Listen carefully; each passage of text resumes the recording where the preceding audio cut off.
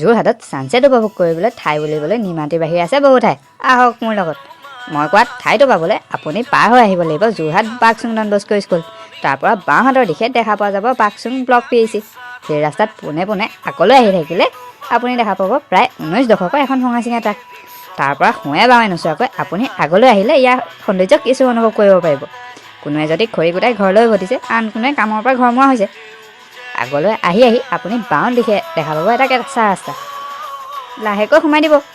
দুয়োফালে সেউজীয়াৰ মাজত আপুনি স্কুটিতে আহক বা খোজকাঢ়ি ইয়াৰ মনোমোহা দৃশ্যত মুগ্ধ হৈ পৰিব। আগলৈ আহিলে দেখা পোৱা যায় এজোপা ডাঙৰ গছ। ইয়াতে ৰৈ 4-5 পেকেট চিপছ মিলাই তাত পিঁয়াজ ঢালি ধনিয়া ঢালি সূৰ্য অস্ত যোৱাত খোৱাৰ পৰিকল্পনা আছিল, কিন্তু সূৰ্যদেৱতাই তলমূৰ পৰা লৰালৰি হ'বলগীয়া হ'ল। বাৰু, এটা মনোমোহা আবেলি পাৰ কৰি আমি অহা বাটেৰে ঘৰমুৱা হওঁ। শেষৰ ফটোকেইখন চাই আপোনালোকে যাব পাৰিব। তেতিয়ালৈ টাটা।